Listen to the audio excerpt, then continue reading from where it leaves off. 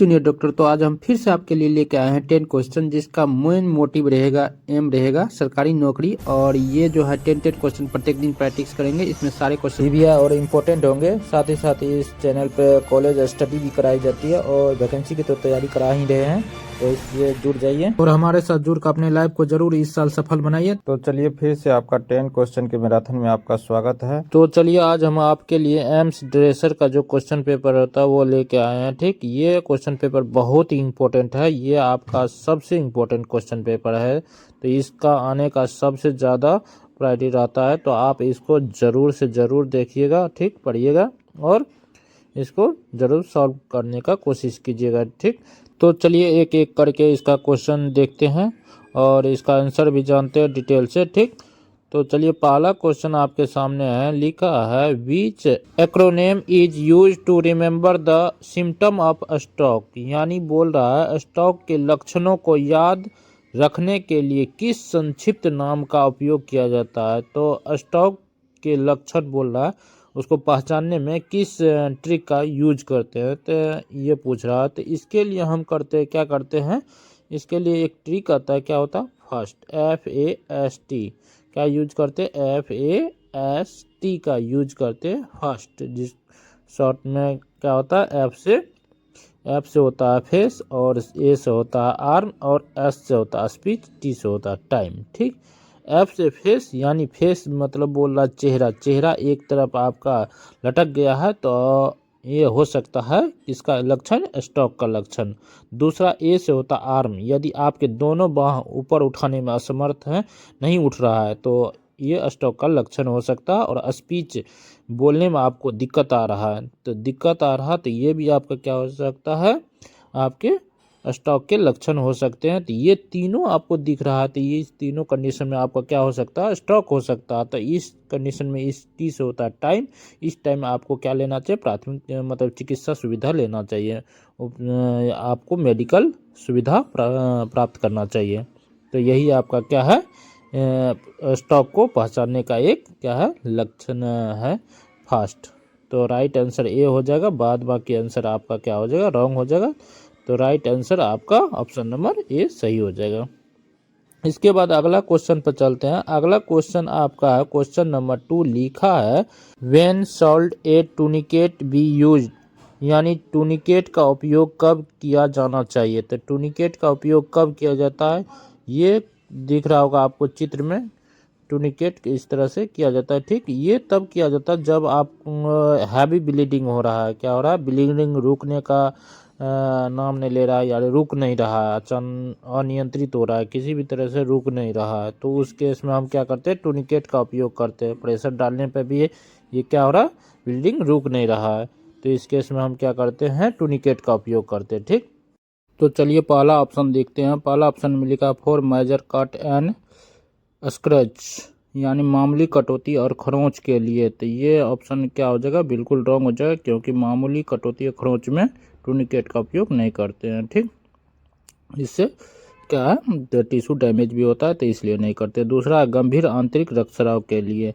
तो गंभीर मामले में तो किया जाता है, लेकिन आंतरिक रक्तस्राव के मामले में नहीं किया जाता टूनिकेट का उपयोग। ठीक, तो ये भी रॉन्ग हो जाएगा। ठीक, उसके बाद अगला ऑप्शन सी में लिखा किसी अंग से अनियंत्रित रक्तस्राव के लिए जिससे अन्य तरीके से रोका नहीं जा सके, जिसे अन्य तरीके से रोका नहीं जा सके।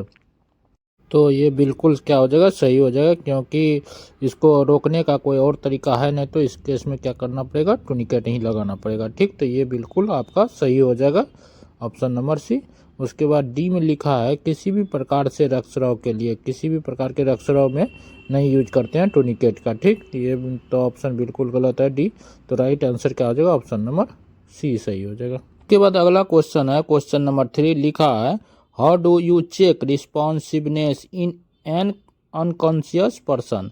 यानी आप किसी बेहोशी व्यक्ति में प्रतिक्रियाशीलता की जांच कैसे करते हैं। प्रतिक्रियाशीलता यानी कोई बेहोश व्यक्ति है तो उसमें कैसे जांच करेंगे को कॉन्शियस है या कॉन्शियस प्रतिक्रिया दे रहा है या नहीं दे रहा है। ठीक, तो उसकी जांच के लिए क्या करते हैं हम, क्या करेंगे, धीरे से उसके कंधा को हिलाएंगे, धीरे से कंधा को हिलाएंगे और उसका नाम जोर से पुकारेंगे। ठीक, यदि वो कॉन्शियस में होगा तो वो क्या कर उसके प्रति रिस्पॉन्स दिखाएगा, यदि कॉन्शियस में नहीं होगा तो रिस्पॉन्स नहीं देगा। तो फर्स्ट ऑप्शन यहाँ लिखा है, धीरे से उसके कंधे हिलाएं और चिल्लाएं, तो ये बिल्कुल सही हो जाएगा, ऑप्शन नंबर ए सही हो जाएगा। ठीक, उसके बाद ऑप्शन नंबर बी में देखते हैं। बी में लिखा है पिंच दियर स्किन, यानी उनकी त्वचा, ये रॉन्ग लिखा गया है, यानी चिमटी काटना हुआ, त्वचा पर स्किन पे चिमटी काटना, तो ये ऑप्शन बिल्कुल रॉन्ग है, ये बेहोशी व्यक्ति के लिए बिल्कुल सही नहीं है। ठीक, सी ऑप्शन में लिखा है नाड़ी की जांच करें, तो नाड़ी की जांच करना भी ये सही नहीं है, ये भी क्या हो जाएगा, रॉन्ग हो जाएगा। और डी ऑप्शन है सांस लेने के लिए सुने, तो ये भी आपका क्या होगा, ऑप्शन रॉन्ग हो जाएगा। ठीक, तो यहाँ पे राइट ऑप्शन क्या हो जाएगा, ऑप्शन नंबर ए सही हो जाएगा, बाद बाकी ऑप्शन आपका क्या हो जाएगा, रॉन्ग हो जाएगा, क्योंकि इस तीनों से बेहोशी व्यक्ति की जांच नहीं किया जा सकता है, ये उसके लिए परफेक्ट नहीं है। ठीक, इसके बाद अगला क्वेश्चन आपके सामने है, क्वेश्चन नंबर 4 लिखा है what is the importance of the maintaining ए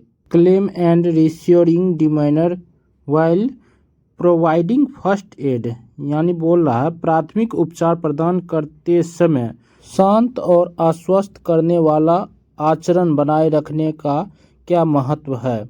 यानी बोला जा रहा है यदि हम किसी पेशेंट को ट्रीट कर रहे हैं, यानी उसको प्राथमिक उपचार दे रहे हैं या किसी भी तरह से उसको ट्रीट कर रहे हैं, तो बोला जाता है कि शांति बनाए रखना और उसको आश्वस्त देना चाहिए कि आप ठीक हो जाएंगे जल्दी, आप अच्छे से रहिए, ठीक, अच्छे से सब चीज़ कीजिए। तो इससे क्या होता है, पेशेंट का जो होता है चिंता जो रहता है वो भावना खत्म हो जाता है, और इस सब चीज़ से क्या हो जाएगा, उसका माइंड जल्दी से रिलीफ हो जाएगा और जल्दी ही क्या हो जाएगा, वह स्वस्थ भी हो जाएगा। ठीक, तो चलिए ऑप्शन को देखते हैं। पहला ऑप्शन में लिखा है पीड़िता की चिंता को कम करने में मदद कर सकता है, बिल्कुल सही है, ये पीड़ित को जो पेशेंट को जो है चिंता की भावना को कम करने में मदद मिल सकता है, ये बिल्कुल सही हो जाएगा। दूसरा है यह आपको अधिक स्पष्ट रूप से सोचने में मदद करता है, ये बिल्कुल सही हो जाएगा।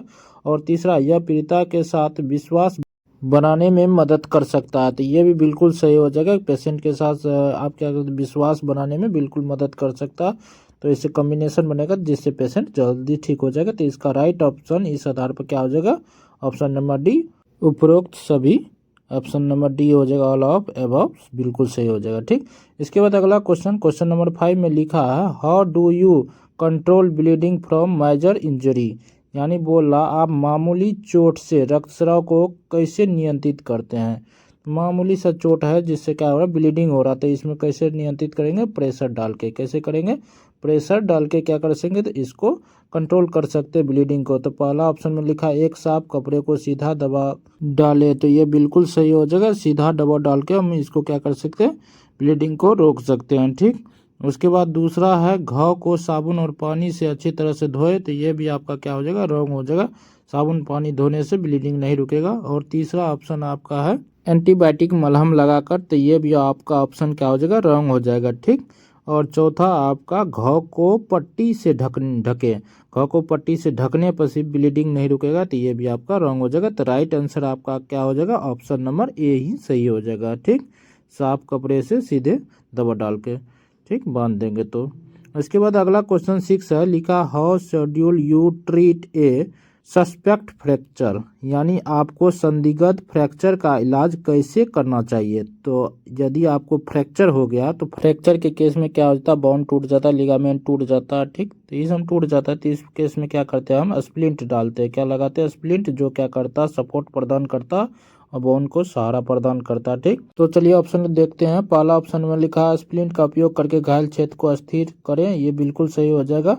ठीक, अस्थिर करके हम उसको क्या कर सकते हैं, बोन को जल्दी रिपेयर कर सकते हैं। ठीक, दूसरी बात है चोट की गंभीरता का आकलन करने के लिए घायल हिस्से को धीरे से हिलाए, तो ये बिल्कुल गलत है, हिलाने से और भी क्या हो जाएगा, बढ़ जाएगा, ठीक, दर्द पेन बढ़ जाएगा, तो और भी दिक्कत हो सकता है। उसके बाद चोट वाले स्थान पर बर्फ लगाए, तो ये बर्फ लगा के क्या करते सकते हैं, पेन को रिलीव कर सकते हैं, लेकिन फ्रैक्चर को ठीक नहीं कर सकते हैं। ठीक, तो ये भी आपका रॉन्ग हो जाएगा। उसके बाद है उपरोक्त सभी, तो ये भी आपका रॉन्ग हो जाएगा। तो राइट ऑप्शन क्या हो जाएगा, ऑप्शन नंबर ए बिल्कुल सही हो जाएगा। स्प्लिंट का उपयोग करके घायल क्षेत्र को अस्थिर करे, ठीक, इसके बाद अगले क्वेश्चन पर चलेंगे। उससे पहले आप अभी तक लाइक नहीं किए हैं वीडियो को तो लाइक कर दीजिए, और चैनल को सब्सक्राइब नहीं किए तो चैनल को सब्सक्राइब कर लीजिए, बेल आइकन को दबा दीजिए ताकि हर लेटेस्ट वीडियो सबसे पहले आपको मिलता रहे। तो चलिए इसके बाद अगला क्वेश्चन 7 है। लिखा है what should be include in A basic first aid kit, यानी बुनियादी प्राथमिक चिकित्सा किट में क्या शामिल किया जाना चाहिए।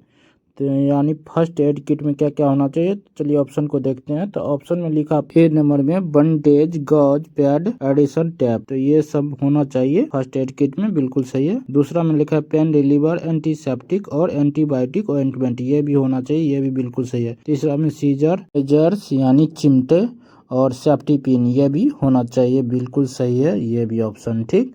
तो राइट ऑप्शन आपका क्या हो जाएगा, ए बी सी तीनों हो जाएगा, ऑल ऑफ दिस, ठीक, ऑल ऑफ अबव राइट हो जाएगा ऑप्शन नंबर डी। इसके बाद अगला क्वेश्चन पे चलते हैं। अगला क्वेश्चन आपका है क्वेश्चन नंबर 8। लिखा है what shawl you do if you suspect someone in having a heart attack, यानी यदि आपको संदेह हो कि किसी को दिल का दौरा पड़ रहा है तो आपको क्या करना चाहिए। तो यदि किसी को हार्ट अटैक आने वाला है या आ रहा है तो उसको क्या करना चाहिए। सबसे पहले तो सबसे पहले आपको क्या करना चाहिए, फर्स्ट ऑप्शन में लिखा है आपातकालीन सहायता के लिए तुरंत कॉल करें, तो ये बिल्कुल सही है, सबसे पहले यही करना चाहिए, ठीक।